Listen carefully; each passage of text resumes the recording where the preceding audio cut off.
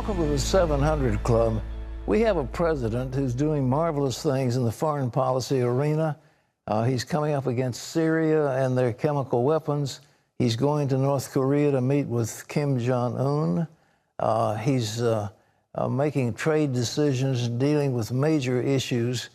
And it's like a pack of yapping dogs. Mueller and Rosenstein and that crew in the Justice Department and the FBI trying to bring Trump down.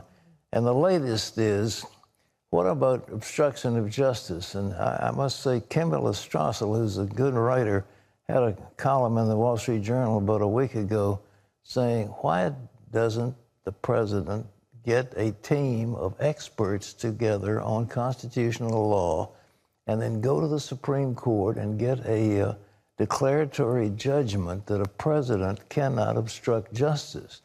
And that is the case.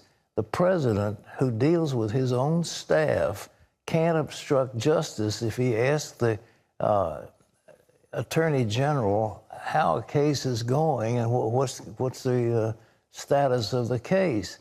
That is what the Attorney General is supposed to tell the president. The president is the head of the Justice Department. And they act like it's some independent branch, and it's not. But they have tapes now from FBI agents who were trying to say, how can we derail Trump so he can't get elected and Hillary Clinton will be elected? It's shocking. And the Justice Department is now stonewalling Congress. And I think the whole thing is a mess and it needs to get cleaned out. But if President Trump won't agree to be interviewed by Robert Mueller over the Russia investigation, then is he going to try to haul the president in front of a grand jury? You know, they've leaked those questions, which we understand now Jay Sekulow wrote, and they're coming out. But Jay, you won't come on camera because he's keeping quiet, but he's been doing a great job as the president's lawyer. Yes, we're very proud of him. Well, the president's legal team is trying to figure out how to respond to Mueller's warning. Amber Strong brings us the story from Washington. Special counsel Robert Mueller threatened to subpoena President Trump to appear before a grand jury if he refuses to sit down for an interview. And according to that report from the Washington Post, the president's lead lawyer at the time, John Dowd, responded by saying, quote, "This isn't some game. You are screwing with the work of the President of the United States." That Post story came on the heels of the New York Times report that lists 49 questions the Mueller team has for the president. I'm not going to get into a back and forth about questions leaked or anything having to do with the special counsel. One of the topics on the list, collusion with Russia during the 2016 presidential campaign. Russian collusion. Give me a break. The president has repeatedly denied there was any collusion. This Russia thing with Trump and Russia is a made-up story. And he doubled down on Twitter Tuesday. Oh, I see you have a made-up phony crime collusion that never existed, and an investigation begun with illegally leaked classified information. Nice. Several topics also center in on whether the president is guilty of obstruction of justice, including questions about the decision to fire FBI Director James Comey, like, when was it made, why, and who played a role? I was going to fire Comey. My decision. It was not... You had made the decision before they came in the room. I was going to fire Comey. And there are questions regarding that 2017 interview with NBC's Lester Holt. Congressman Adam Schiff, the ranking Democrat on the House Intelligence Committee, says obstruction of justice is something the White House should be concerned about. We here at the White House try never to be concerned with anything dealing with Adam Schiff. And as far as the legitimacy of the Trump presidency, despite the growing tensions and mounting legal battles, I think the fact that millions of Americans came out and voted for and continue to support this presidency makes him pretty legitimate. Meanwhile, the Mueller team agreed to delay sentencing for former Trump National Security Advisor Michael Flynn. Just another sign this investigation is far from over. Now, those 49 questions could actually be the starting point to more questions and to a much longer interview with the president that could take days if it actually happens. Amber Strong, CBN News in Washington. Thank you, Amber. Ladies and gentlemen, it would be insanity, utter insanity for the President of the United States to sit down for a far-ranging interview. Just think of the question. Well, what was in your mind when you heard there's a special counsel been appointed, and what is in your mind? And so Trump said, well, I didn't have any thing in my mind at all. Then flashed to some tweet that he made 20 years ago or 10 years ago or 5 years ago when they said, well, you said this, and therefore you're guilty of perjury, so we're going to bring a case against you for perjury. That's how they can get him. And that's why he, under no circumstances, should do that. Now they think they'll haul the President of the United States before a grand jury to answer questions to this clown Mueller? No way. Absolutely no way. And this man has been shown to be flawed over and over again. He's not the cowboy everybody makes him look like, or the Boy Scout. He's pursued things, and I remember the case against Scooter Libby was absolutely outrageous. Outrageous. Patrick Fitzgerald, who brought out those things, he knew in advance who had leaked the name of Valerie Plame, but he brings it anyhow, and he keeps grilling Libby till he makes one statement that isn't true, and then he gets him convicted of perjury. The whole thing is outrageous. Well, our CBN News chief political correspondent, David Brody, is with us now from Washington. And David, of course, I'm close. I'm president of the American Center for Law and Justice, and so I know some things that I can't talk about. But how is the Trump legal team responding to that threat of a subpoena? Well, I can tell you this, Pat. Let's go right to President Trump. And how is he responding? It's on Twitter, and it's Wednesday, and he has arisen, and he's tweeting, and he's talking about there's no collusion. And here's the key part. No obstruction of justice is what he says in his tweet. And then he says it's a trap.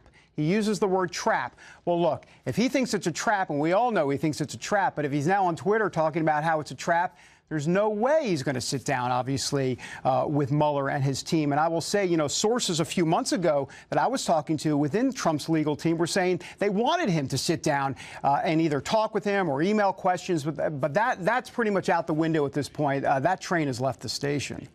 Well, you know, they leaked those questions, and there's some thought that they may have been written up by Jay Sekulow.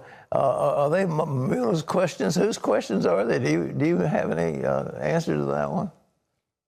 Well, that is a bit tight-lipped, and probably for good reason. I do know this. It does seem like we're heading towards a constitutional showdown over Article 2 in that Constitution that we know so well.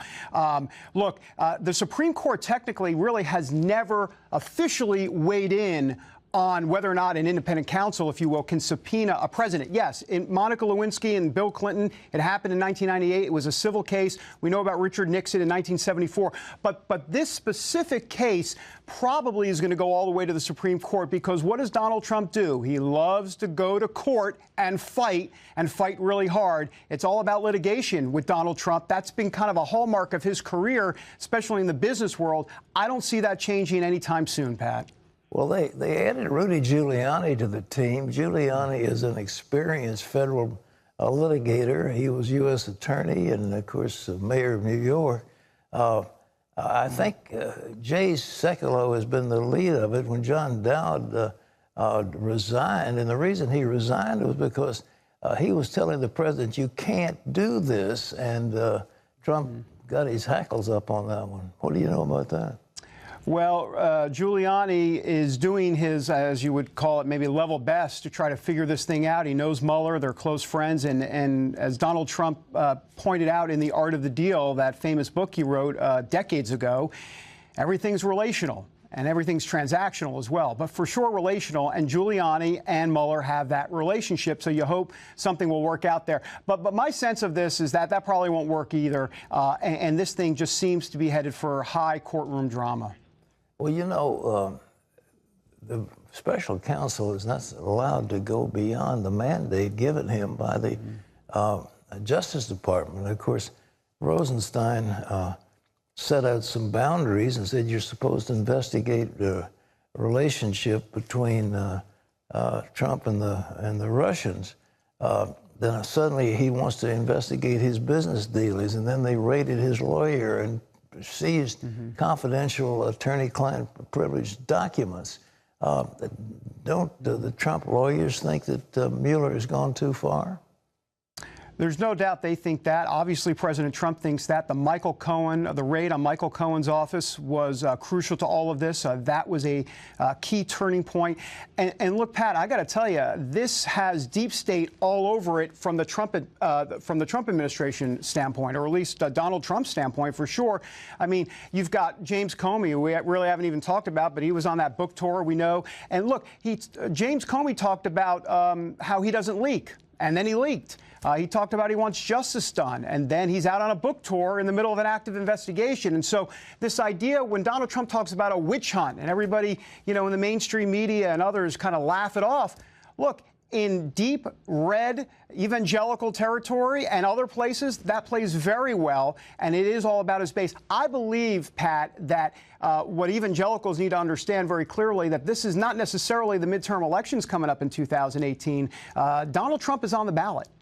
There's no doubt about it. I know it's not 2020, but if you think about it, he really is on the ballot, because everything comes to a crashing halt if Democrats take control. And he'll be able to play this witch hunt political card during the midterms, for sure. Well, it looks like one last thing in the news, Nancy Pelosi seems like she's given the Democrats, the Republicans, a card to play in those elections. You want to tell us about that? Yeah, she actually came out, talked to the Boston Globe, and says, we are going to win the House. And basically, she's measuring the drapes. I mean, she literally said those words, and she started talking about who she would appoint to certain committees in the House. It's really pretty remarkable that she would actually go that far, in essence, measure the drapes. I call it potentially the verbal kiss of death, because, boy, you got to be careful. I will say this, evangelicals, they are the most important folks here in the midterm elections. When midterm elections happen, 26% of the electorate is made up of evangelicals. That's a very good turnout. They're going to need to be 26% of the electorate or north of that for Donald Trump and the Republicans to keep control of Congress, definitely the House. David, thank you for the work you're doing. David Brody, ladies and gentlemen, CBN News. Well, in other news, President Trump has honored the crew and passengers of that Southwest Airlines flight that faced an emergency in the air last month. Ephraim Graham has that. Pat, the president hailed what he called the tremendous bravery by those aboard the damaged plane, the crew who helped it come down safely in an emergency, and passengers who helped out. The flight was headed from New York to Dallas last month when an engine exploded at 30,000 feet. President Trump also paid tribute to the passenger who died on the plane, Jennifer Riordan of Albuquerque, New Mexico. And he praised the pilot, Captain Tammy Jo Schultz, for helping to prevent the emergency from becoming much worse. Captain Schultz, I especially want to commend you for your life-saving actions. Everybody's talking about it. They're still talking about it. They'll be talking about it for a long time. I understand you are one of the first women ever to fly tactical fighter aircraft in the United States Navy. You drew from years of training and safety, and you knew how to land that plane. We salute you and every member of this crew. Thank you very much. Captain Tammy Jo Schultz is also a very strong Christian.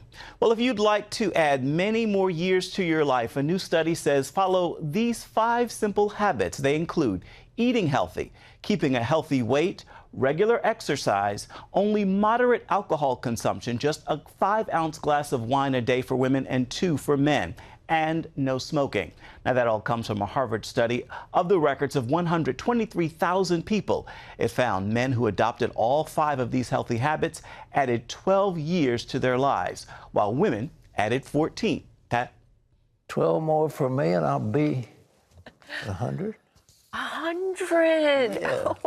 Well, I'm losing weight. I've lost all kinds of weight, and I eat. But you feel good. I feel good. And I you eat healthy, good. and I was working out hard yesterday. I've got a total gym. I really recommend the total gym. You can do 70 exercises, all kinds. You can do everything with it. I haven't tried the total gym. I just go to the gym, not every.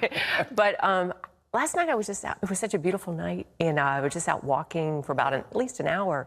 Stars were out. It's just, that's my happy time. Just getting out and walking. Well, you're following all the principles, and hopefully I am too. So but that'll add 12 more years. I'm adding. Well, that'll get me to 100. We are counting on it, sir. Well, fear not.